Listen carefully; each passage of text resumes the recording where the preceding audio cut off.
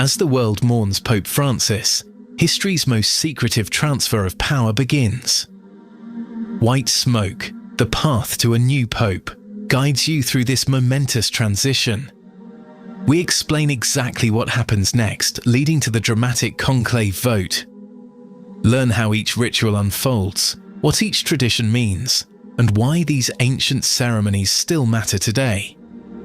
Follow along as the throne of St. Peter stands empty and a new chapter in church history begins.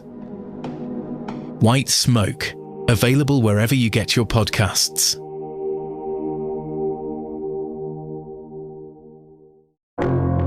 Hey folks, Garrett Fisher here. I need to tell you about this absolutely mind-blowing podcast, Acting President, that's been keeping me up at night. It's about James Bennett, a former governor starring in a hit Sunday night TV show about overthrowing the government, and then his actual former chief of staff approaches him to do it for real. The line between fiction and reality completely disappears when these course correction rallies start popping up everywhere. Is it brilliant marketing or something more sinister? The parallels are insane. Trust me, this is the political thriller you didn't know you needed in your life. Acting President, available now wherever you find podcasts.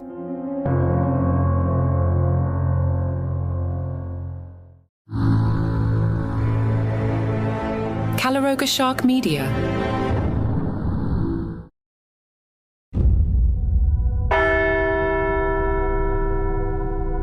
In Mexico City's Basilica of Our Lady of Guadalupe, pilgrims kneel before a statue of Juan Diego, the indigenous man to whom the Virgin Mary allegedly appeared in 1531. In Madrid, devotees light candles at the shrine of Josemaría Escrivá, founder of the conservative Catholic organization Opus Dei. In Kolkata, visitors touch the tomb of Mother Teresa, the Nobel Peace Prize winner, who spent her life serving the poorest of the poor. These three saints, canonized in 2002, 2002, and 2016 respectively, share one thing beyond their Catholic faith. Their elevations to sainthood generated significant controversy, revealing deep divisions within the Church and raising profound questions about the politics of sanctity.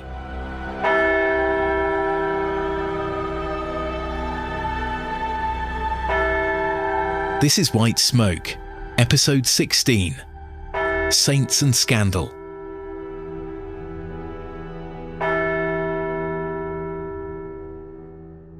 Every canonization represents a value statement.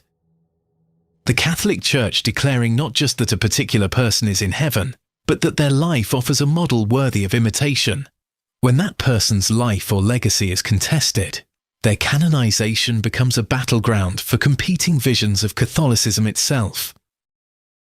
Today, we examine some of the most controversial saint-making decisions in recent church history, explore the power dynamics that drive these decisions, and consider what these contested cases reveal about the institution that elevates them. This is the story of how the Church's heroes sometimes become its flashpoints, and what happens when sanctity and scandal collide.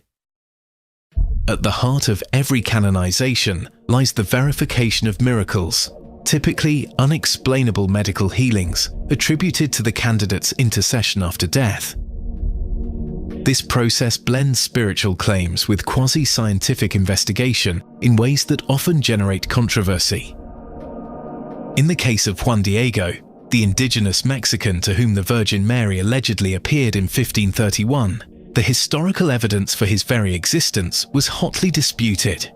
When Pope John Paul II announced plans to canonize him in 2002, prominent Catholics, including the former abbot of the Basilica of Guadalupe, publicly questioned whether Juan Diego was a real historical figure or a pious legend constructed to aid evangelization efforts among indigenous Mexicans. The controversy intensified when the miracles supporting Juan Diego's canonization, the healing of a drug addict who had jumped from a balcony while high, came under scrutiny. Medical experts questioned whether the recovery could be explained by natural causes, while theologians debated whether a self-inflicted injury during substance abuse constituted an appropriate basis for a canonization miracle. Despite these objections, John Paul II proceeded with the canonization, seeing in Juan Diego a powerful symbol of indigenous faith and a cornerstone of Latin American Catholicism. This decision reflected the Pope's broader strategy of using saint-making to strengthen regional Catholic identity and counter the growing influence of Protestant denominations in traditionally Catholic areas. The canonization was never really about historical evidence, explains Dr. Rebecca Hidalgo, historian at Mexico City's Universidad Iberoamericana. It was about affirming the centrality of Guadalupe to Mexican Catholic identity, at a time when evangelical Protestantism was making significant inroads in Latin America.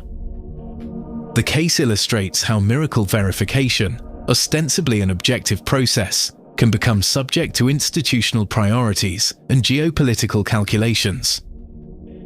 When a particular canonization serves important strategic purposes, the standards of evidence may be applied with varying degrees of rigor.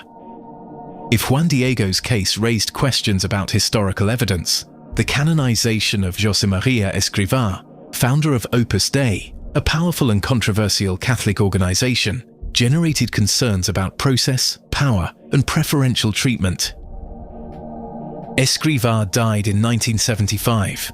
By 2002, just 27 years later, he had been declared a saint, an extraordinarily rapid progression compared to historical norms.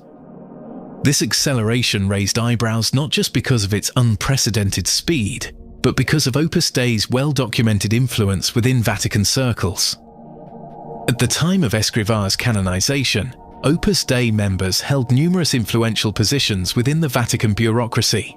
The organization also provided substantial financial support to church initiatives. Critics argued that this institutional power, rather than exceptional sanctity, explained the remarkable speed of Escrivá's cause. The deck was stacked, argues Father James Martin, a Jesuit priest and writer who has studied the canonization process. When the people investigating your cause are members of your organization, when the miraculous healings are reported by your followers, when the Vatican officials evaluating the evidence are sympathetic to your worldview, how can the process be objective? The controversy deepened when former members of Opus Dei came forward with troubling accusations about Escrivá's character, claiming he had demonstrated authoritarian tendencies, expressed admiration for Hitler, and shown hostility toward women. These allegations were dismissed by the Canonization Tribunal, which critics saw as further evidence of procedural bias. For John Paul II, however, Escrivá represented values central to his vision for the Church: doctrinal orthodoxy, evangelical zeal, and the sanctification of ordinary work. The Pope also appreciated Opus Dei's unwavering support during his battles against liberation theology in Latin America and secular values in Europe. Escrivá's canonization was a clear instance of saint-making as institutional politics, observes Dr. Valentina Napolitano, anthropologist at the University of Toronto. It rewarded a powerful ally, affirmed a particular model of Catholicism, and strengthened a network of support for the Pope's agenda. The case demonstrates how canonization can function as a form of ecclesiastical patronage, rewarding organizational loyalty and doctrinal alignment while marginalizing dissenting perspectives. Few modern Catholic figures achieved greater global recognition than Mother Teresa of Calcutta, whose work with the dying poor earned her a Nobel Peace Prize and made her an international symbol of Christian charity. Yet her 2016 canonization, like her life, generated substantial controversy both within and beyond Catholic circles. The most pointed critique came from the late Christopher Hitchens, whose book, The Missionary Position, accused Mother Teresa of providing substandard medical care while glorifying suffering rather than alleviating it. He argued that her facilities lacked adequate pain management and proper medical protocols despite the substantial donations she received. Within Catholic circles, medical professionals who had volunteered in her Missionaries of Charity facilities raised concerns about resistance to modernizing care practices. They described facilities where reuse of needles was common, diagnoses were rarely sought, and pain management was minimal. The sisters believed suffering brought the poor closer to Christ, explained Dr. Arup Chatterjee, a physician who worked in Kolkata and later criticized Mother Teresa's approach.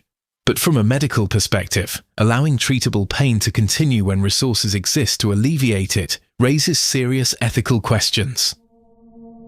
Mother Teresa's posthumously published private journals revealed another dimension of controversy, her decades-long dark night of the soul, during which she experienced profound spiritual emptiness and an inability to feel God's presence.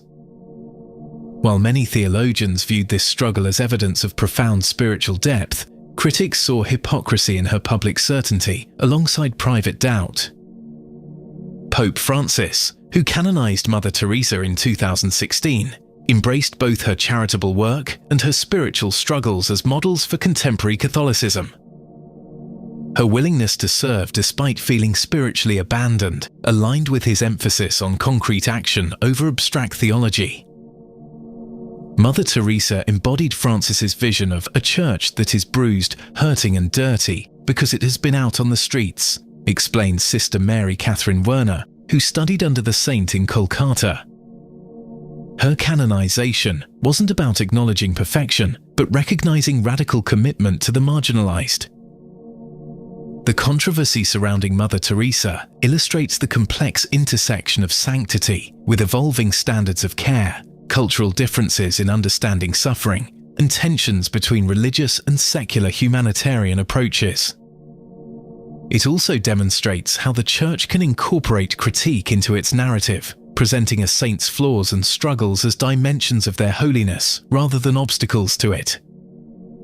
Perhaps no category of saints generates more controversy than those who died in civil conflicts, where religious persecution intertwines with political violence in ways that resist simple categorization. The Spanish Civil War produced hundreds of Catholic martyrs, canonized or beatified in recent decades. During this conflict, anti-clerical Republicans killed approximately 6,800 clergy and religious, often with brutal violence. The Church has recognized many of these victims as martyrs for the faith. However, critics note that these canonizations often overlook the Catholic hierarchy's close alliance with Franco's fascist regime, which executed tens of thousands of political opponents after the war.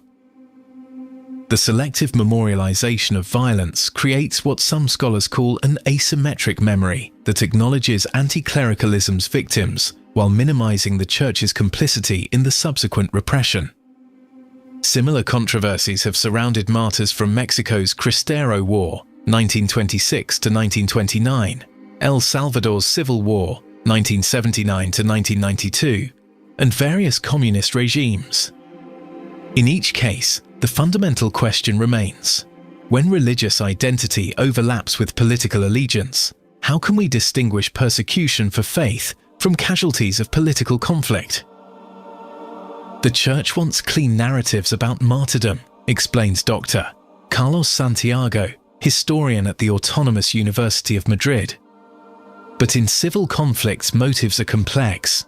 A priest might be killed for his faith, for his political alignment with elites, for his land holdings, or for some combination of factors. Canonization often simplifies these complexities. Pope Francis has shown awareness of these tensions, particularly regarding Spanish Civil War martyrs. In 2017, he approved new guidelines emphasizing that true martyrs must display charity toward their persecutors. This subtle shift acknowledged that some who died for the Church during civil conflicts may have lacked the spiritual disposition canonization should recognize.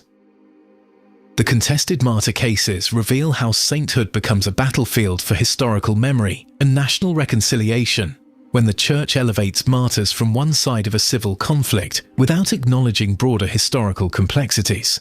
Canonization can become an obstacle to healing rather than a catalyst for it.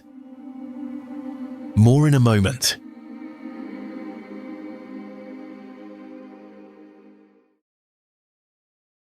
You can get this podcast completely ad-free right now. If you're on Apple, just click the banner that says Uninterrupted Listening, and you'll get your first month free.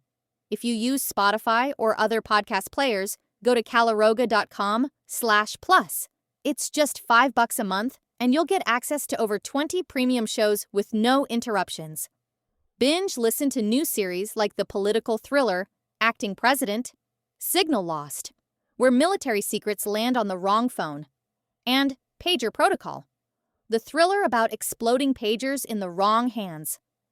Plus, enjoy daily shows like Palace Intrigue about the royal family, daily comedy news, and 5 daily trivia questions to test your knowledge, and White Smoke, taking you behind the scenes at what's happening right now at the Vatican. You also get all our hot shows like 5 good news stories. Enjoy your favorite content without any ad breaks. Remember, Apple users click the uninterrupted listening banner for your free first month, and everyone else head to caloroga.com/plus. Get ad-free listening today.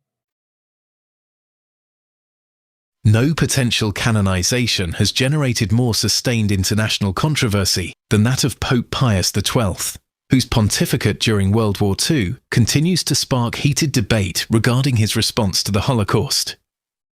The case illustrates how external pressure can effectively halt even the most powerful internal momentum towards sainthood, despite being declared venerable in 2009, the step preceding beatification. Pius XII's cause has remained effectively frozen due to ongoing concerns about his wartime record. Critics argue that Pius failed to speak out explicitly against Nazi persecution of Jews, maintaining diplomatic neutrality when moral clarity was required. Defenders counter that he worked quietly behind the scenes to save Jewish lives, fearing that public denunciation would worsen persecution and compromise the Vatican's humanitarian efforts.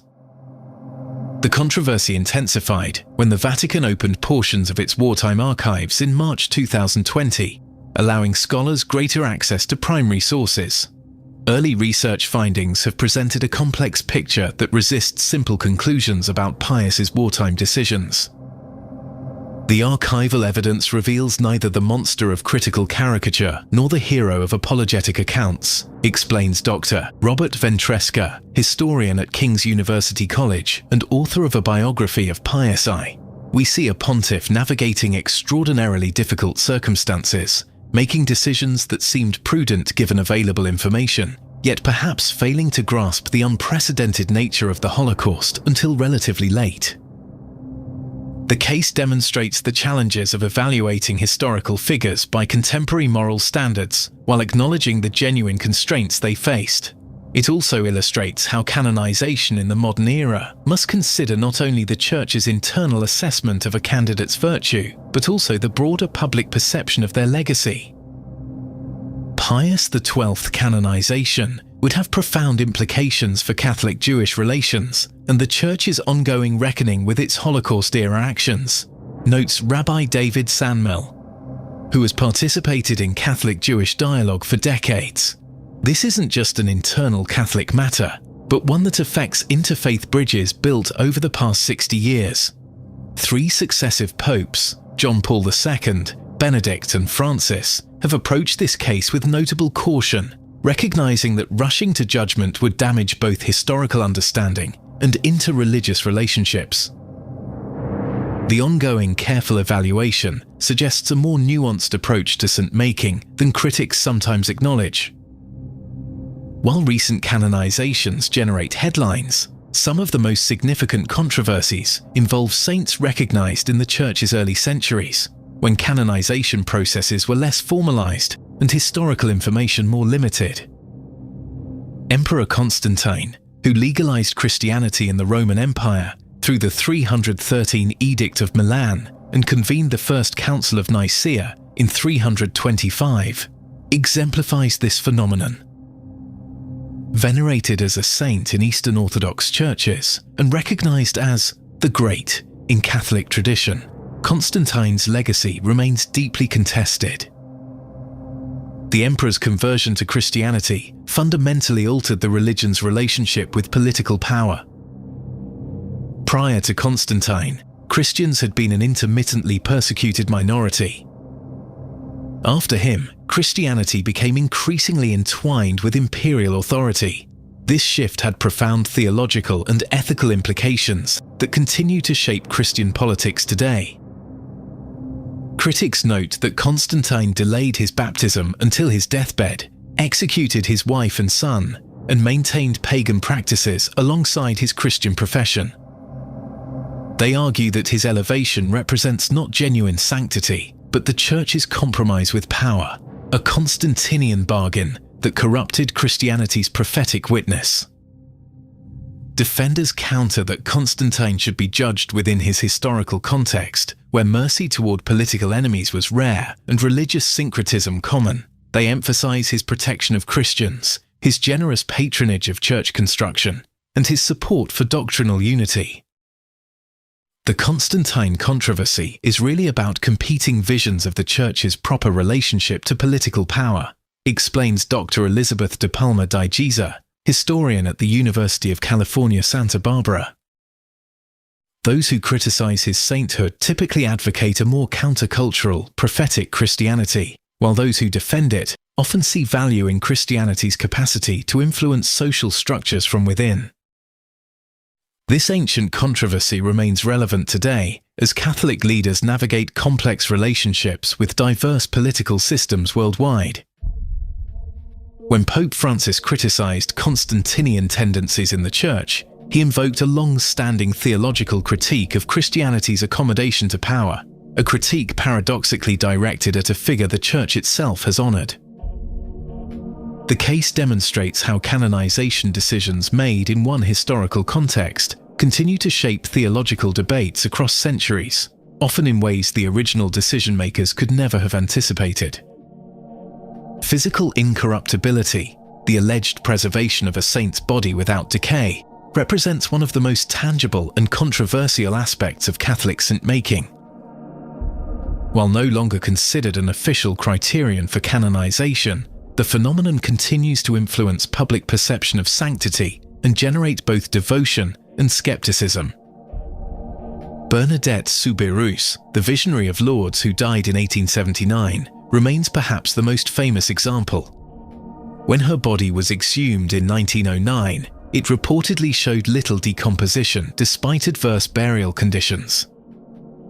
Her apparently preserved remains, now displayed in a crystal casket in Nevers, France, attract thousands of pilgrims annually. The Catholic Church maintains an ambivalent relationship with incorruptibility claims. Official statements emphasize that natural preservation or artificial conservation may explain many cases, yet the Church continues to permit veneration of preserved bodies and sometimes highlights their condition during canonization processes. Scientific investigations have raised significant questions about most incorruptibility claims. Many allegedly incorrupt bodies have undergone extensive conservation treatments, including embalming, wax coatings, or partial mummification. Others display normal decomposition when examined closely, with apparent preservation limited to visible areas. The phenomenon exists at the intersection of science, faith, and institutional presentation, explains Dr. Sophia Nelson, who studies religious material culture at Boston College. Many supposedly incorrupt bodies have received conservation interventions, but the Church rarely emphasizes this aspect in public narratives about these saints. The case of Carlo Acutis illustrates the contemporary evolution of this tradition. While his body displayed normal decomposition after death, it was treated with conservation techniques before being placed on display in Assisi. The Church has been relatively transparent about these interventions, yet popular discourse sometimes still describes his body as miraculously preserved. The incorruptibility tradition reveals tensions between popular Catholicism's desire for tangible evidence of divine favor and institutional Catholicism's increasingly cautious engagement with supernatural claims in a scientific age. It also demonstrates how the Church navigates between accommodating popular devotion and maintaining credibility with more skeptical audiences. More in a moment.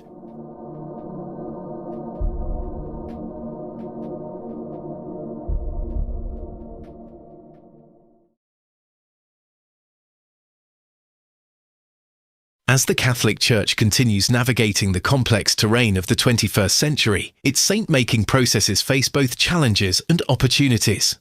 Several emerging trends suggest possible directions for future canonizations. Under Pope Francis, the canonization process has increasingly recognized figures from the global south, particularly Africa, Asia, and Latin America. This geographic diversification reflects both the Church's demographic reality, with most Catholics now living outside Europe and North America, and Francis's emphasis on the peripheries as sources of authentic Christian witness. Recent examples include Joseph Vaz, Sri Lanka, Andrew Kim Tagan, Korea, and Charles Lwanga and companions, Uganda. This trend seems likely to accelerate as the Church continues efforts to present itself as a truly global institution, rather than a European one with overseas branches. Francis has emphasized that sanctity manifests in everyday contexts, not just in extraordinary circumstances. This approach, elaborated in his apostolic exhortation, Gaudete et exultate, suggests increased recognition for those who demonstrate holiness in ordinary vocations, parents, workers, teachers, rather than primarily religious professionals or martyrs. Carlo Acutis exemplifies this trend, as does the 2015 joint canonization of Louis and Zélie Martin, the parents of Sainte Thérèse of Lisieux and the first married couple canonized together in modern times. As historical methods become more rigorous and previously marginalized perspectives gain scholarly attention, the Church increasingly confronts difficult questions about figures elevated in earlier eras. Recent controversies surrounding Junipero Serra, the 18th century missionary, canonized by Francis in 2015, despite indigenous protests, exemplify this challenge. The Church must develop frameworks for acknowledging problematic aspects of saints' lives without necessarily withdrawing their veneration altogether. This might include more nuanced presentations of their legacies, explicit acknowledgement of historical harms, or compensation to communities negatively affected by their actions. Francis's 2015 encyclical, Laudato Si', emphasized care for creation as essential to Catholic ethics. This ecological turn may influence future canonizations, with increased recognition for those who demonstrated special concern for environmental stewardship. Potential candidates include Franz Jägerstätter, an Austrian farmer executed for refusing to serve in Hitler's army, whose simpler agricultural lifestyle embodied sustainable values. Dorothy Day, whose Catholic worker movement emphasized connection to land, and various indigenous Catholics whose spiritual traditions integrated care for creation. Perhaps the most significant insight from examining controversial canonizations is recognizing that saint marking represents the ultimate exercise of the Church's teaching authority. By determining whose lives deserve universal veneration, the institutional Church shapes Catholic identity more effectively than through abstract theological pronouncements.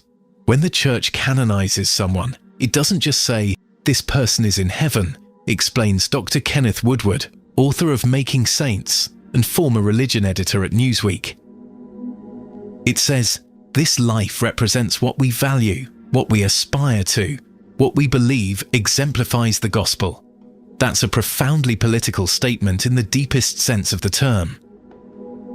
This understanding helps explain why canonizations generate such intense controversy. They're not merely recognitions of personal virtue, but institutional declarations about what constitutes authentic Christian witness. When Catholics disagree about fundamental values or priorities, they inevitably disagree about who deserves elevation to the Church's highest honor. As the Church continues navigating increasingly complex cultural and political landscapes worldwide, its saint-making processes will likely generate both inspiration and controversy. The figures it chooses to elevate, and those it overlooks, will reveal its institutional priorities more clearly than any papal statement or doctrinal declaration. In the end, every saint represents not just an individual judged worthy of heaven, but a value statement about what kind of Church Catholicism aspires to be. The controversy surrounding these elevations reminds us that such aspirations remain deeply contested, even within the faith community that shares them. White Smoke is a production of Caloroga Shark Media, portions of which were made with the help of AI narration.